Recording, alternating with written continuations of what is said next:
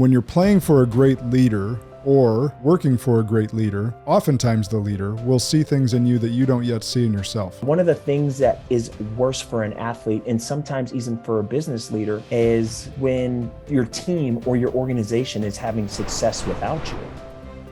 Because that's where the ego happens. So for me, I'm like, you guys are winning and playing well without me. Oh no, what am I gonna do? Who am I? What's my identity? So what I had to quickly learn is that going from participating to now watching and cheering on people. Leadership's a transfer of belief. I borrowed the beliefs of great leaders. When they can see greater things in me than I can see in myself, I borrow that. Because sometimes I'm not always the upbeat one that believes the most. I need the belief. You think I can do this? Okay. All right. Then I'm going to borrow your belief until I get enough for myself, and I'm going to pour that into somebody else, and I'm going to give them the same belief. And so now it's all about reciprocity. If you have a great leader, make sure that you're leaning in and even asking questions. Hey, what do you see for me? Because if they have a vision for you that you don't yet see, that's what great leaders are capable of doing. Lean into those good leaders and make sure that you get your ego out of the way, because they may see a future for you that's brighter than you could have ever imagined.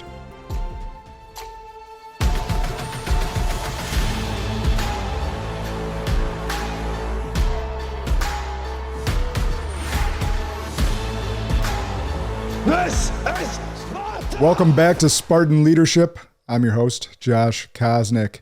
And man, am I excited to introduce my friend Thomas to you all today. It's one thing, I was thinking about this morning, Thomas. It's one thing to get to know new people on the podcast and get to know their strengths and weaknesses and share some vulnerable stories. But I think it's extra special when you can have a friend on that's become a friend. And we became a friend because Thomas, for those that have been longtime listeners and followers, the first time we met was on my previous podcast. And for those of you that haven't followed, I used to host a podcast called Inspire People, Impact Lives.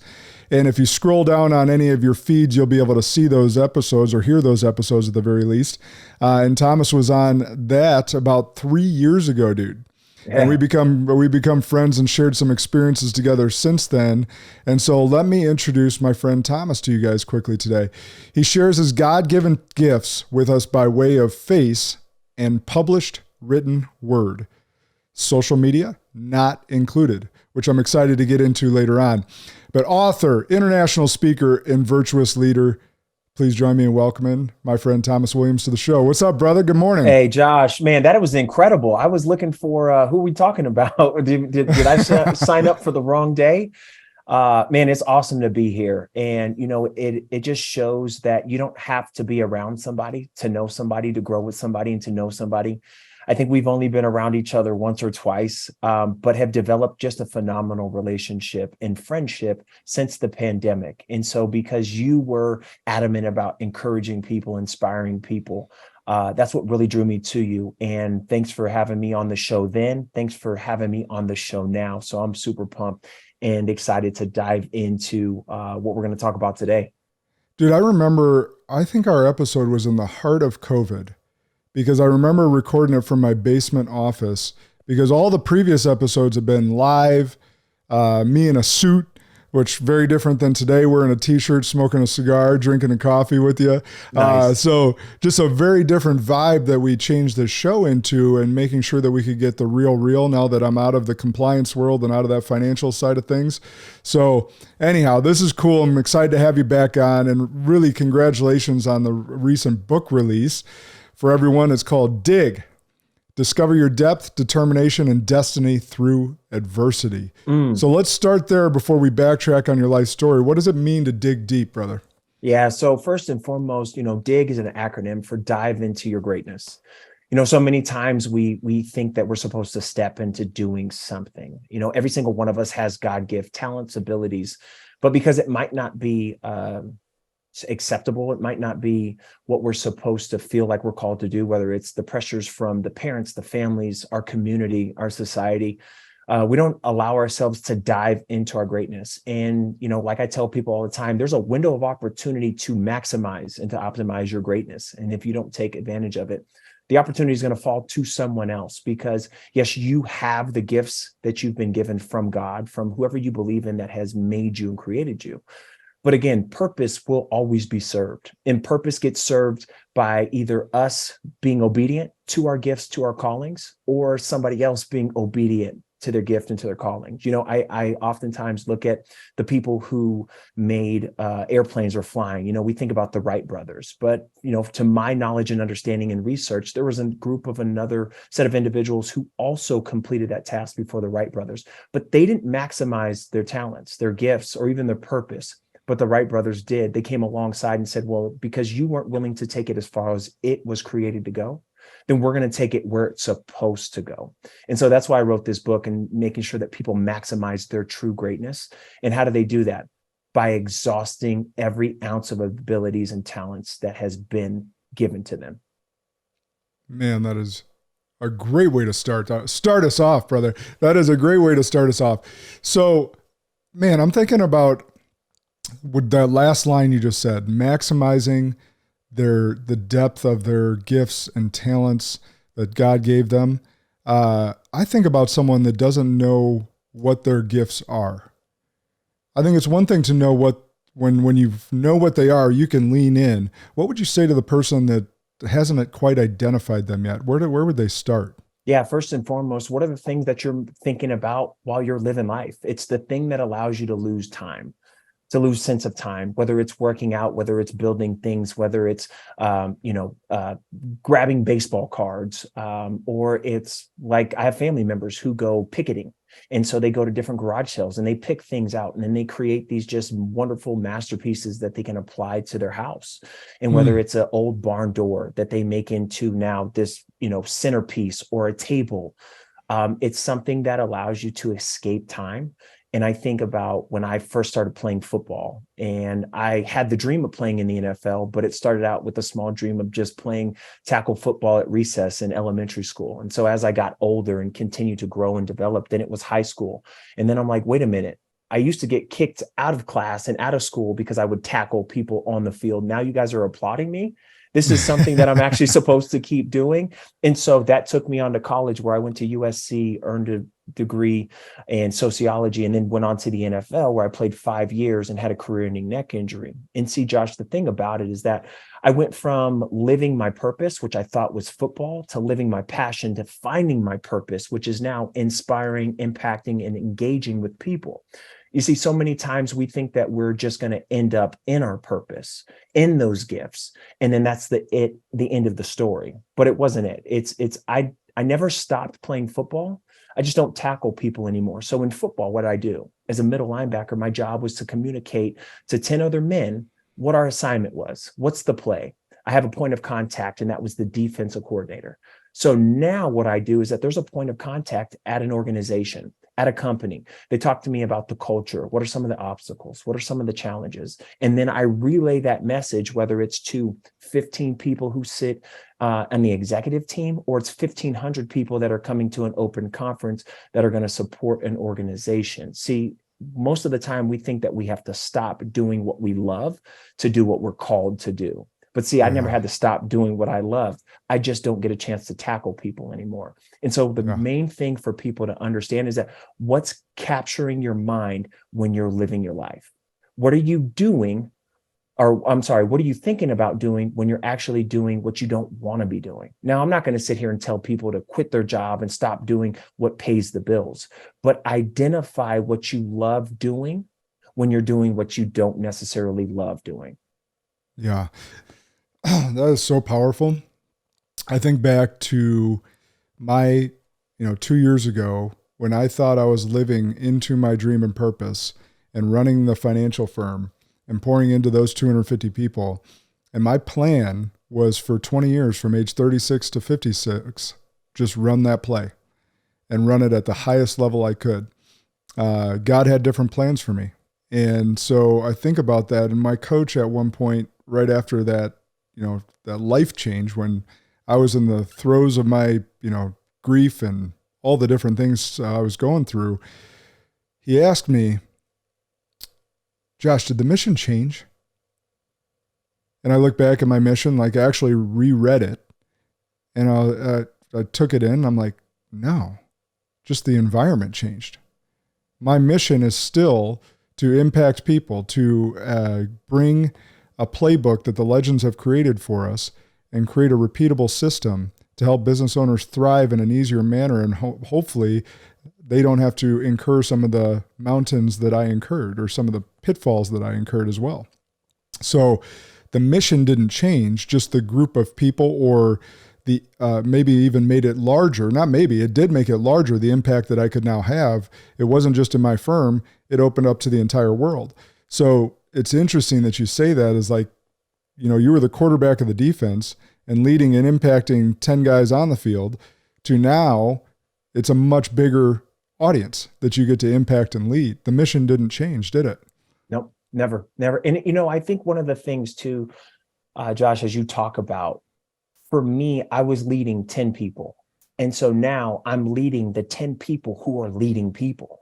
And so it's the same thing that you're talking about, is that you had 250 people who were direct reports. And so they were to report to you. And so now your audience, your reach, your impact has actually expanded. And so now it's the 250 people times the 250 people. So now you're in the multiplication business as opposed to the addition business, where before you were adding value, but now you're multiplying value to the people who are multiplying value to other people. Yeah, that's awesome. So in that same vein, so many times in your life, you've welcomed the opportunity to pivot, to transition into the next chapter of your life. Let's talk more about the transitions. Did the transitions become easier over time? I don't think the transitions become easier over time. And here's what I mean. The first adversity that I faced, that I thought I was almost immune to, was athletic adversity. The only thing I'd ever was good at, all the way until I got to college, was sports. In school, I would always, they would critique me. They would say, go back and rewrite this paper. This isn't the right answer in math.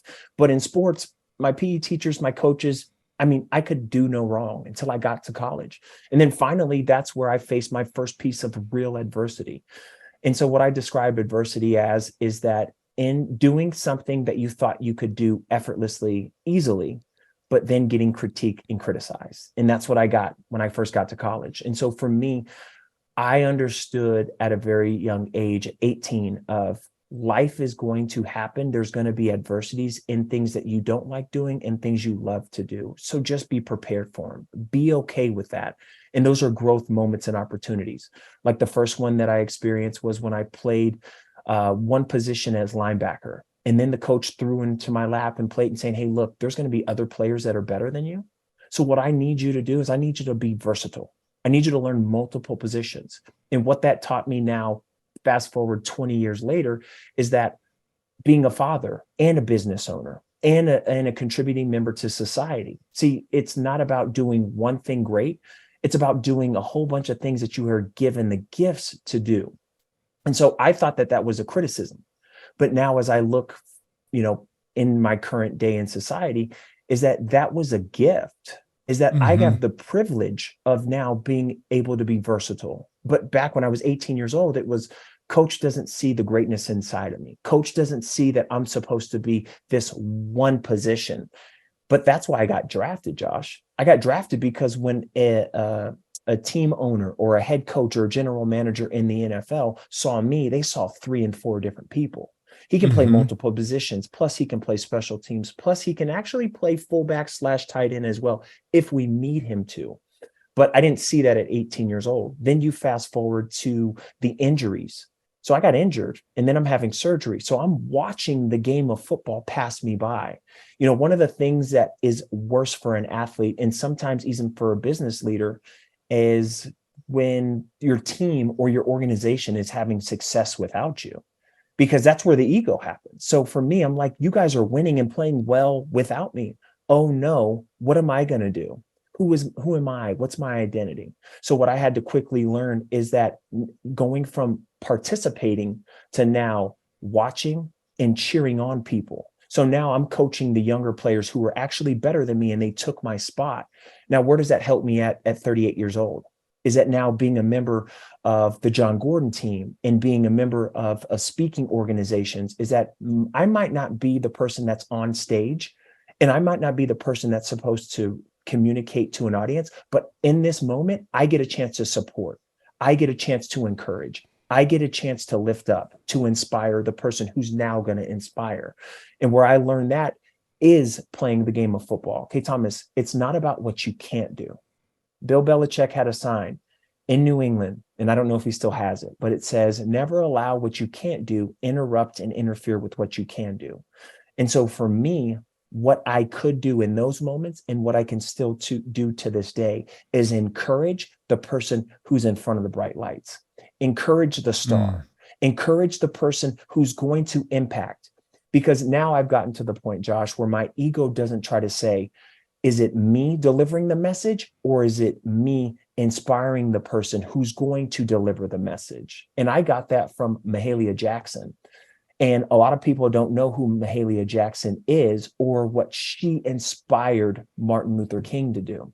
So when Martin Luther King was delivering the I Have a Dream speech, before he ever said, I have a dream, one of the things was he was reading off the paper in the manuscript of his speech. And then all of a sudden in the background, Mahalia Jackson says, Martin, tell him about the dream.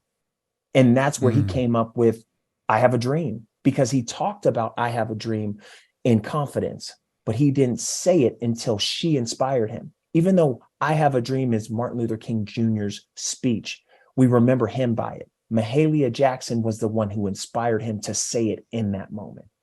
Yeah, that's so good. If you guys haven't connected the dots, Thomas was playing for legendary coach Pete Carroll at an amazing university. You mentioned USC, which was one of the top programs of that first decade where Thomas was playing. And when you're playing for a great leader or working for a great leader, oftentimes the leader will see things in you that you don't yet see in yourself. And that's what Pete saw in Thomas that enabled him to go to the next level. Because as an 18-year-old, especially a high-level recruit, which most of you listening to the show have never been, same with me, I went on to play D3 ball, but I was not a high-level recruit like Thomas was. So high-level recruits are recruited to play a position. And they've been told how great they were their entire lives. And so you have some ego complex there when you get in there, and you could shut down that great advice or that great vision that a leader may have for you. And had Thomas chosen that path to be arrogant, or potentially in nowadays, which didn't exist in your playing time, but now certainly does, the transfer portal, that ego could say, hey, I'm just going to transfer because this guy doesn't know what the hell he's talking about. Right? So lean in. If you have a great leader, or even a good leader, let's say, in your organization that you're representing, or on the field, if you're still in the athletic world that's listening, make sure that you're leaning in and even asking questions. Hey, what do you see for me? Because if they have a vision for you that you don't yet see, that's what great leaders are capable of doing. That's something that I've always seen as a strength of mine, is being able to see talent in others that they don't necessarily see in themselves yet. And I think that's a developed skill as a leader. That's not something I was born with. That's not something Pete Carroll was born with. That comes through repetition and seeing all these different variations, all these different players, all these different talents and skills, and then going, I see similarities in Thomas that I saw in X player, or I see similar, and you can see that vision, or I see similarities in, and I'm going to say my brother's name, Jordan, that I haven't seen in others yet, or I have seen in others that may lend me to believe that he's going to be a great leader if I develop him appropriately. So lean into those good leaders and make sure that you get your ego out of the way, because they may see a future for you that's brighter than you could have ever imagined. So good. So good. I think, that's one of the things too, Josh, that when we look at mentorship or coaching right now, there's a two-way street in that. So there has to be humility and there has to be trust. And so for me, the person that put it in me at an early age at 18 was, I had the humility to know that I wasn't the best. And I had the trust in this individual who was Kid Norton Jr. And so he developed the trust by getting Also to a know stud. me. He developed that trust by getting to know me, finding out what are my motivations, what are my incentives, what are the things that drive me to want to play this game. And then he used those things as almost little pebbles, he would drop in carrots, so that those are the things that I would pick up along the way. And he was brutally honest with me. Thomas, I don't think you're going to be a starter in the NFL because you're not a starter in college. But what you can do is you can do a lot of things really well. And then that will give you a greater chance and a greater opportunity. And just like John Gordon always says, is that leadership's a transfer of belief. And I borrowed the beliefs of great leaders. And when they can see greater things in me than I can see in myself, I borrow that. Because sometimes I'm not always the upbeat one that believes the most. I need the belief. It's almost like energy or gasoline in a car to keep going. You think I can do this? Okay. All right. Then I'm going to borrow your belief until I get enough for myself. And what I'm going to do with the belief that I have for me is I'm going to pour that into somebody else. And I'm going to give them the same belief. And so now it's all about reciprocity. The belief that I have and gain from somebody else, I give to somebody else. And that's why we get and then we give. And so that was a huge point that you just made. Yeah. Well, I'll even give a Wisconsin example in Jim Leonard, who was a high-level coach here as well. He was a walk-on at Wisconsin. And even though he was an All-American safety at Wisconsin and captain, he was incredibly undersized for the NFL. And so when he goes to the NFL, there's no guarantee of him starting at safety, or, many coaches or scouts would probably say you're not going to start. But what he was good at is another skill. He had a skill of punt returning. So if you can earn a spot in special teams and then all of a sudden through practice and tryouts and all the different stuff, go, oh, actually he can play safety at a high level. Yeah. Like if you earn your spot on special teams and then you work towards a spot of potentially starting, or an injury happens to the starter and all of a sudden you're plugged in and you're playing at a high level, you just never know, but it's earning your way there first. Yeah. So that's a lot of good stuff there. So you've worked closely with two very different sectors in the professional world. You're currently engaging with corporate clients, but previously supported a ton of professional athletes. What was your transition like in coaching these two very different groups of professionals? Or are they really not that different? Yeah, that's such a great question. And I haven't thought about it the way that you just asked it. So give me a second to be able to put it in words. I would say that athletes have an amazing amount of confidence through repetition. Now, I'm not saying all. Like, there might be a listener that says, well, I'm not that way. And I've been around a phenomenal athlete by the name of Lindell White. Lindell White did not have to practice in order to play well. Lindell White actually didn't have to practice at all to play well. I could see this guy sitting on the sideline from Monday through Friday, not practicing, and go out and rush for $150 and 3 touchdowns. That's like the only person that I've ever seen with my own 2 eyes. And so most athletes need repetition, right? And so as they transition, they haven't had a lot of repetition in corporate space, in professional development, or even personal development, right? Because it's kind of been a line up in this position and do what I say, run this sprint, run this play 1,000 times, and it will just turn into second nature, and it will become part of who you are and what you do. You don't have to think about it. And so I would say that is what I've noticed in coaching and helping athletes develop into the next play or the next phase of their life. One of the things I've also noticed with corporate space is that it's a line up and do what I say. And so there's not too much autonomy as far as speaking. And what I've noticed in this day and age, Josh, is the transition from do as I say to having much more of a collaborative conversation between, managers, supervisors, executive teams. And so really bridging that gap. And so what I've noticed now with the corporate sections is having the self-awareness to understand this is what we're doing. This is what's not working. This is what's working. These are the adjustments and the recommendations that I would make. And so that when you have the on-site conversations, or when there's the team building exercises or activities or retreats, having the leader saying, what am I not seeing?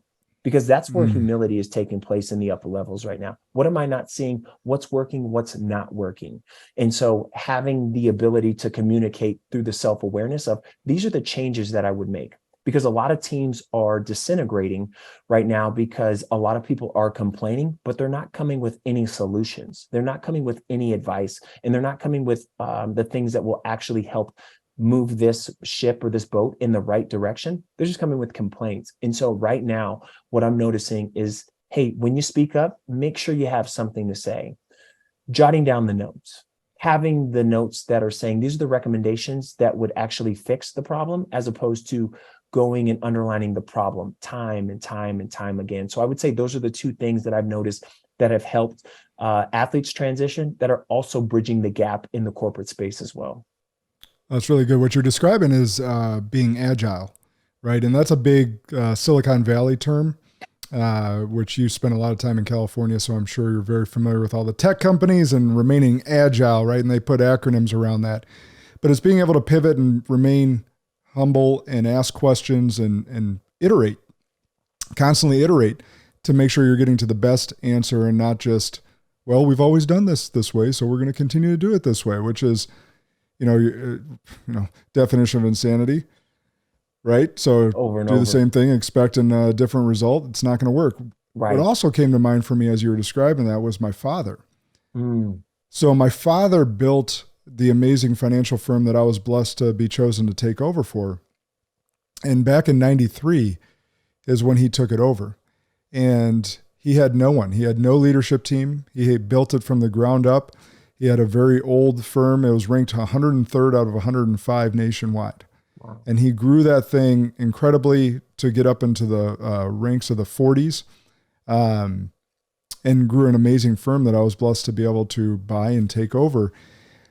But towards the end, where I was coming up the ranks and really looking to take over, we noticed some things for him in his stubbornness that weren't working for the current leadership team. And I had to have those tough conversations. And you can imagine that those conversations didn't go over all that well, father to son, or son to father, I should say, in this instance.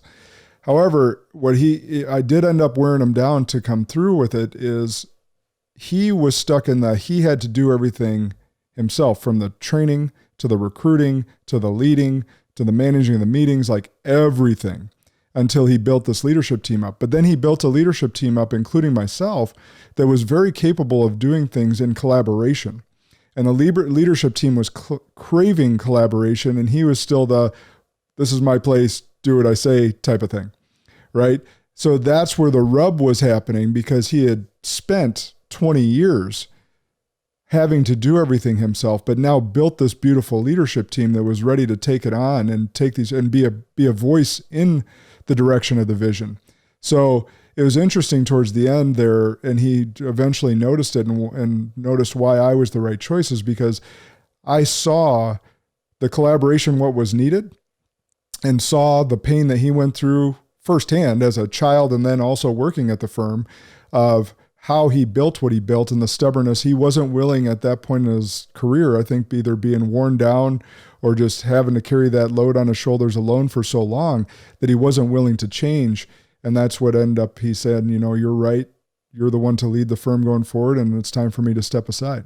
Wow. That's awesome. That's a great story. What do you think for him? What do you think led to that ability or inability to let go, to delegate, to have faith in people? Well, so I think it was a lot of tough conversations between he and I. Like, there's people that definitely remember hearing us screaming at each other behind closed doors that could hear it in the hallways. There were a lot of tough conversations, but also he always had good mentors in his life and good friends in his life that would speak truth to him. And I think that it was also part of making sure that myself and the leadership team were ready. And at times there was probably stuff that we weren't ready to or equipped to handle that he still needed to handle. And then his legacy, being able to see that the Fortune 100 company that we represented at the time was choosing me to succeed him, was also carrying on his legacy. So he knew that, his legacy was going to be in good shape. But it was an interesting and trying time. But as you were bringing that up, I was like, dang, that just described, the old guard of leadership, do as I say, to the new guard of leadership, which is far more collaborative. Because why would you bring in and train and develop these highly skilled leaders on your team and not allow them to have a voice? Right.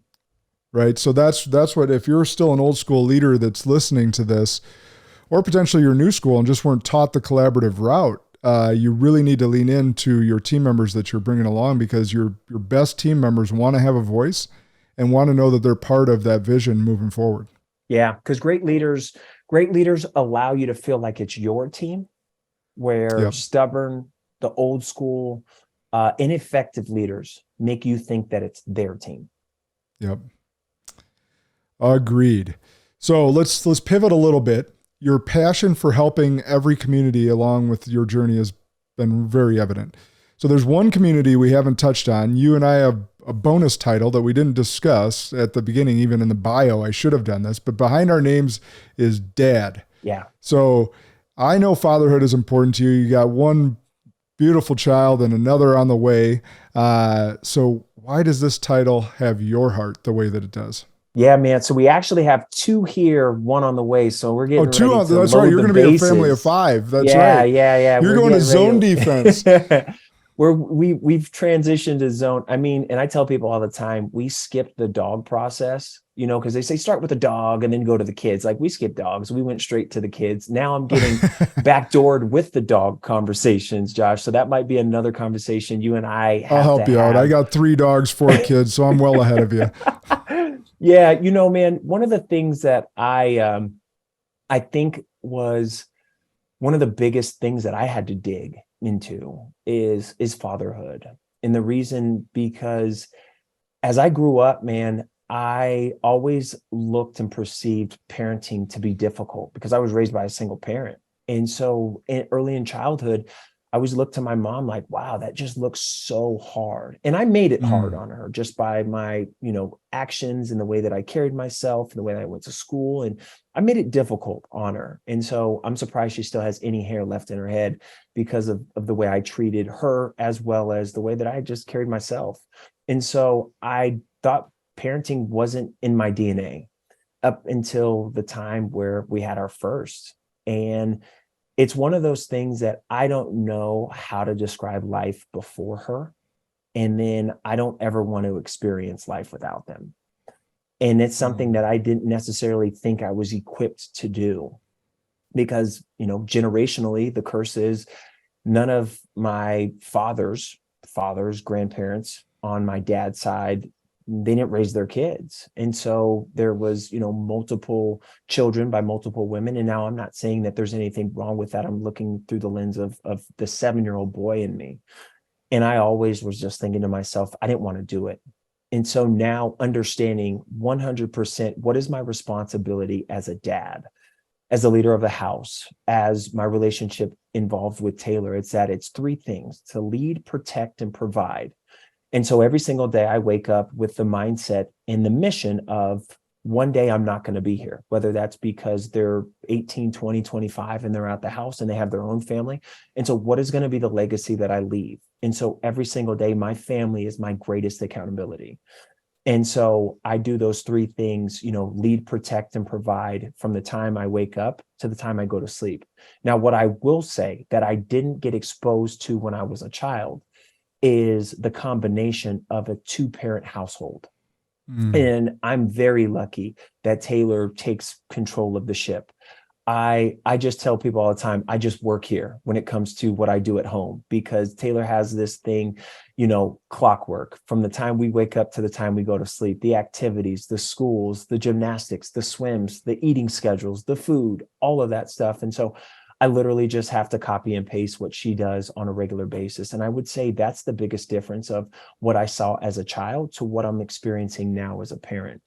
But the reason why I take such a high level of honor doing it is because over the years, I've volunteered at several different nonprofit organizations. And at every single place, especially the youth organization, every single place, I always ask the question is, what do you think the biggest divide from this population of youth and students and a traditional population of youth and students?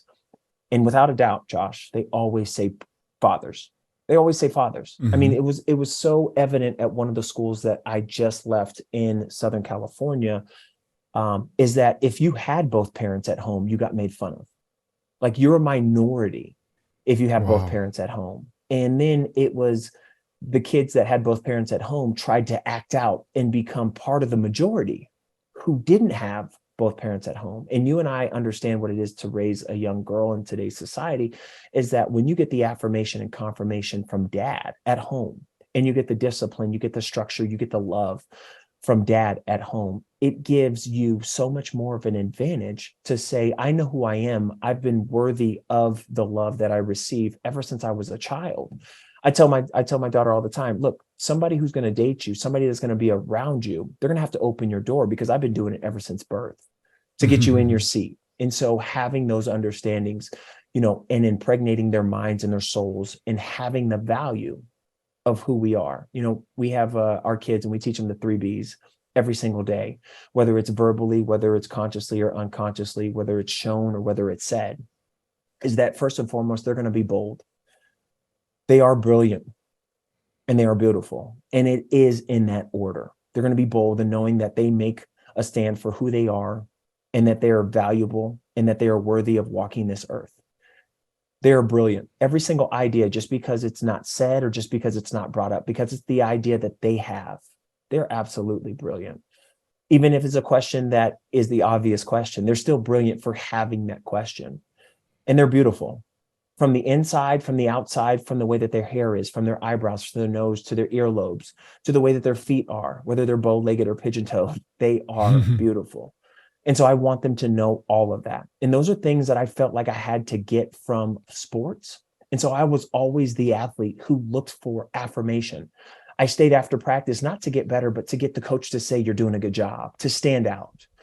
I always used to go into games feeling insecure or uncertain, because I didn't have dad at home telling me how proud he was, or I was good enough, whether I won the game or whether I lost the game. And so up until I was 27, 30, 32 years old, I was still looking for that validation. In fact, when I see some of my old teammates, they assume that they have to validate me by telling me I look good, or I'm doing a great job, or they're proud of me. But at 38 years old, I know that my Heavenly Father thinks the world of me, or else he wouldn't give me another opportunity to live another day. So that's the same belief that I'm transferring into my children. But because I have a void of growing up, of not having a father, I take it that much more serious and more pride and more proud to deliver that same message and impregnate my children with that and all of those messages as well. Oh, it's so good. You wake up every day with a belief that your Heavenly Father thinks the world of you, and therefore wouldn't give you another day if that wasn't true. I want everyone to let that sink in, because it's true for all of us. But my question is more around, what was it about you that made you want to stop the generational curse of leaving, fatherless babies, essentially? Because the whole thing is that I grew up hating my dad. I hated him. And it wasn't until the spring of 2019 where I fully forgave him. And so I was forgiveness led you to that. Yeah. And so one of the things that we have to think about is forgive. Is it something that we do give? And inside of forgiveness, we think that just because we're giving something to somebody, that we're actually not allowing them to feel the discomfort or pain that they put us through. And in that 48-hour trip that I took with my dad in 2019, I said some things that I've been waiting ever since I was a kid to say. And as a grown man, I was able to articulate it in a way of not having emotions, but having logic behind it. And when I left that Airbnb where we went and we sat through an entire pastoral conference in Orlando, I said, my dad now knows how I feel about him, and I know how my dad feels about me. And I was finally free. And what happened, Josh, and this was before I had children, which I'm so grateful for the opportunity to forgive my dad before I started having children, or before God gave me the blessing of children, is that I said, the generational curses are real and they're so strong. And if I live the same way he treated me, then I'm a hypocrite for hating him. I'm a hypocrite for saying all the bad things about him. Then I'm just continuing to do who he was. And I'm doing the things that I actually spoke negative against, and which means that I'm actually speaking negatively against me.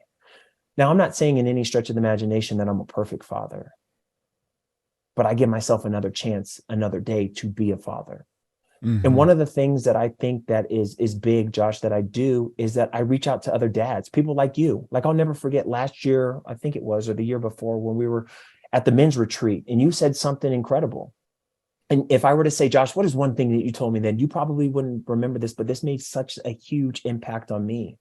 Is you said before you left your house and before you got on the plane and before you came up to Big Bear for the men's retreat, you said these things to your children. You said, be respectful and be helpful. You didn't say be good. And I'll never forget that. Is you said to me, you said, I never tell my kids to be good. I say, be helpful, be respectful. And since that day, every time I leave, I tell my children, be helpful, be respectful to your mom. Not because that came from me, but because I stole that from you. And they say all the time, good artists copy and great artists steal. And I stole that from you. And I steal all the time from other dads for things that they say to the nighttime rituals, the bath time things, the things that they do for their loved ones, their wives, their spouses, their partners.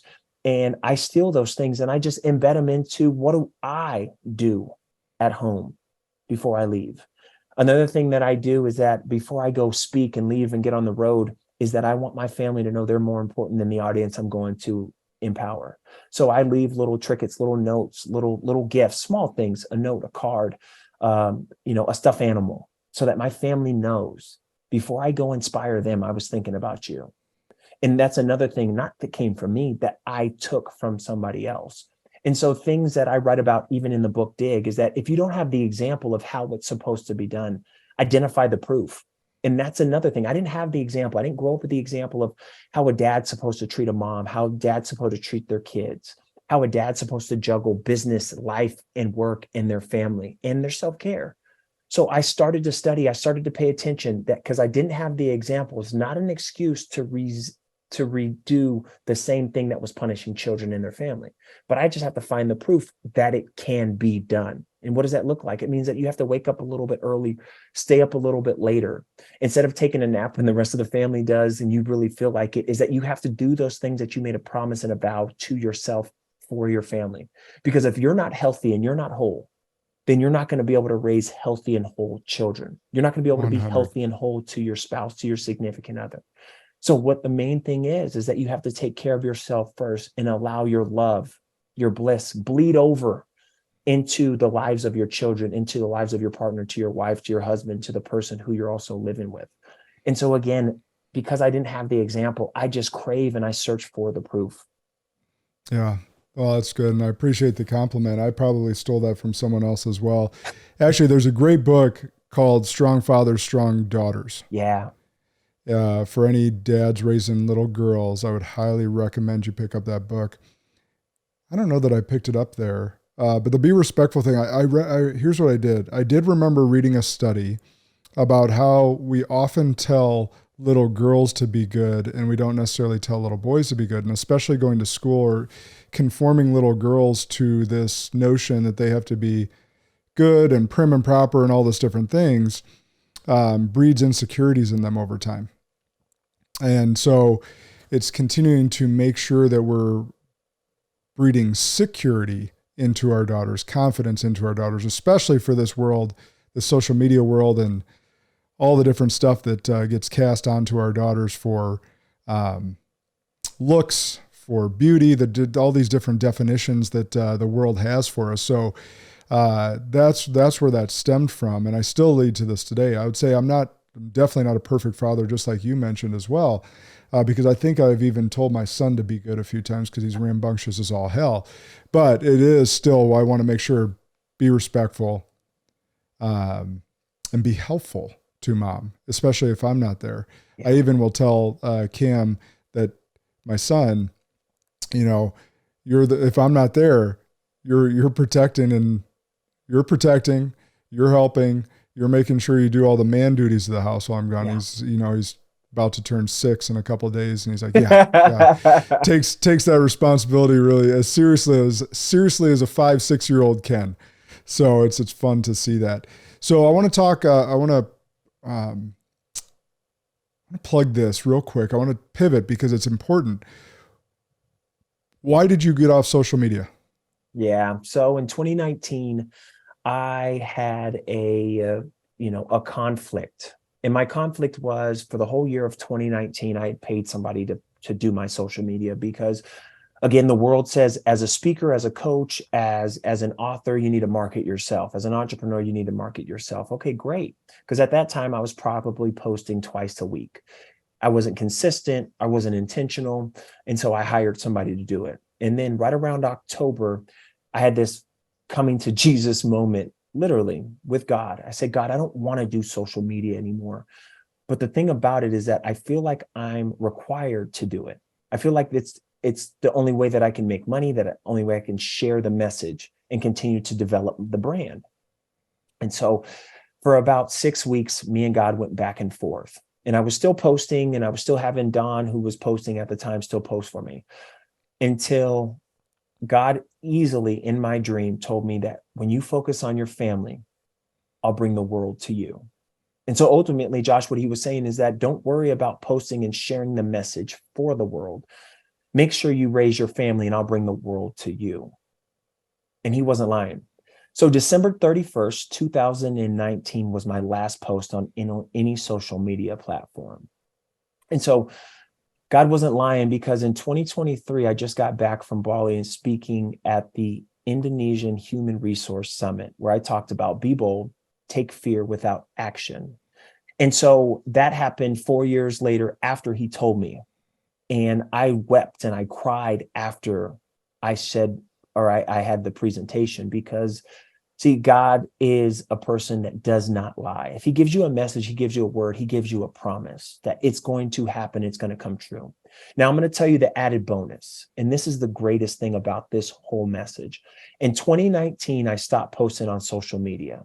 Now, in 2020, I didn't speak other than one time in January because the pandemic happened. As a speaker, you travel and you get on planes and you go to events and all of these other things. Now, in 2021, I made 3 times the amount of money that I ever made speaking. Again, not with any post of social media. Now, in 2022, I came back and I made twice the amount of money that I made in 2021. So if I made triple the amount in 2021, and then I doubled the triple that I'd ever made speaking.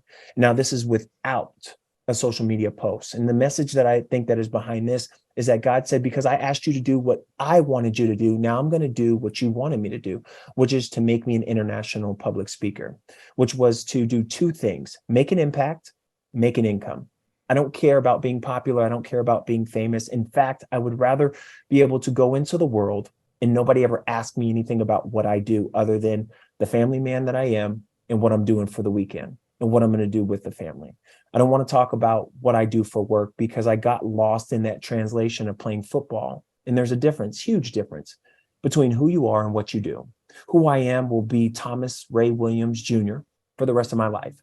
But what I do might and could possibly change, just like it did from playing sports to now not playing sports. But who I am is way more important than what I do. And I would rather be talked about and talked with what I do, or I'm sorry, with who I am than what I do. And so I got off social media, and I'll tell you right now, man, I've never been as happy, as competent, as confident as I've ever been, because I'm not with the distractions of social media for me. And again, it's a good tool, but again, I was obedient to what God told me to do, and he delivered on his promise because I was obedient to doing what he asked me to do. Man, that's so powerful. I think a lot of people need to heed that advice, because social media can be a trap. I talk often with people that I'm coaching. Are you going onto social media to produce or to consume?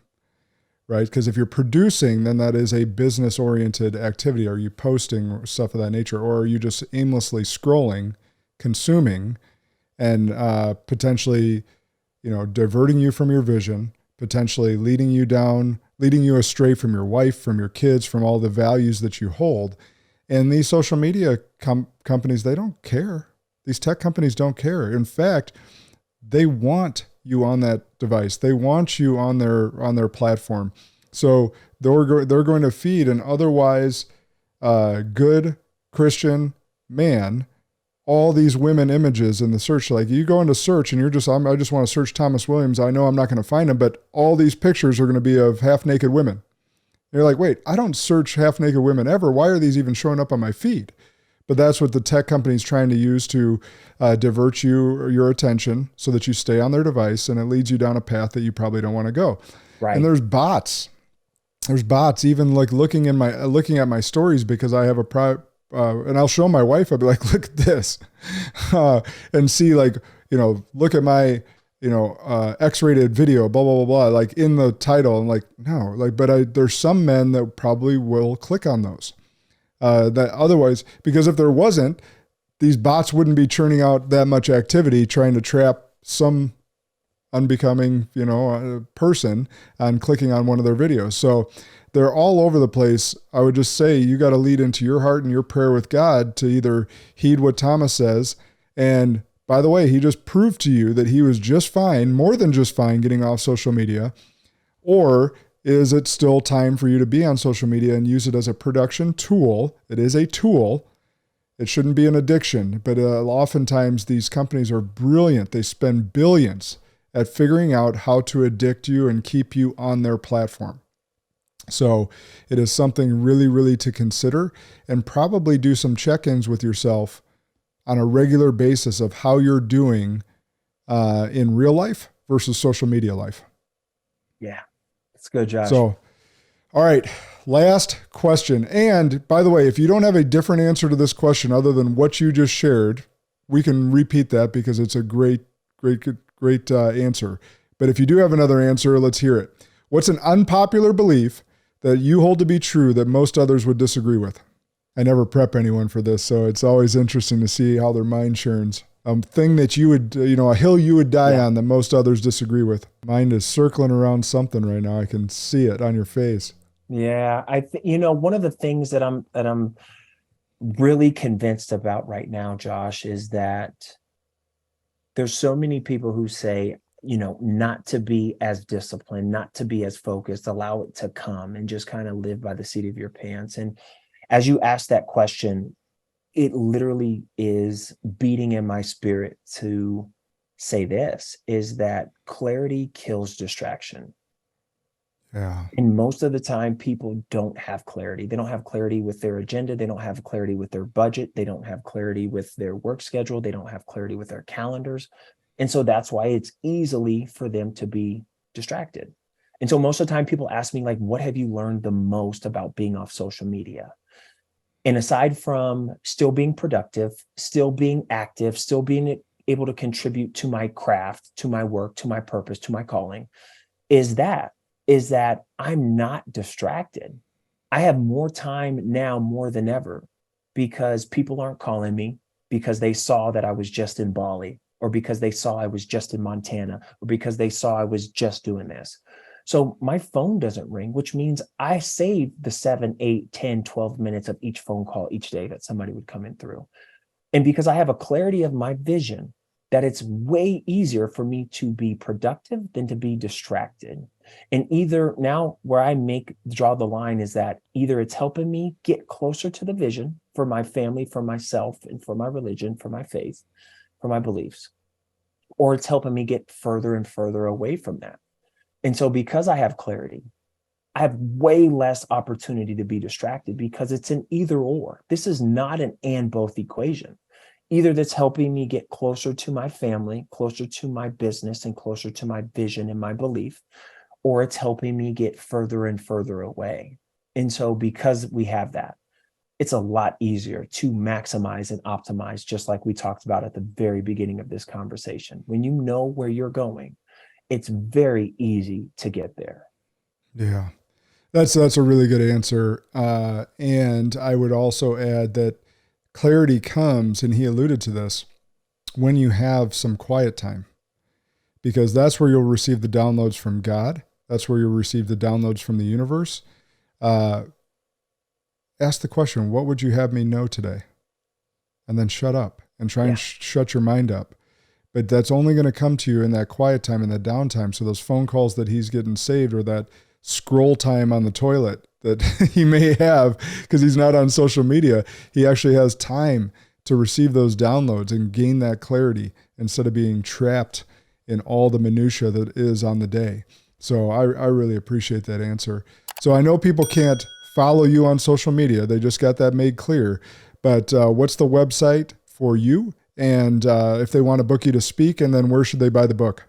Yeah. So website is thomasrwilliams.com. You can find out more information about the 3 books that I've written, or you can just go over to Amazon and get the latest book as well as the previous book. And again, the latest book is called Dig, D-I-G. We're diving into greatness. Love it. Love it. Spartans, you know what to do. Share the shit out of this episode.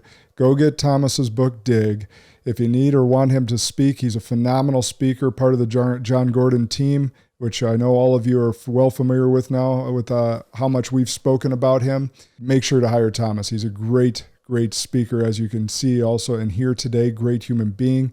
We'll be praying for healthy delivery for both Taylor and your new baby. Appreciate all of the time and wisdom you shared with us today. Spartans, share this episode, and remember, good and great are the enemies of possible. Lead like a Spartan today.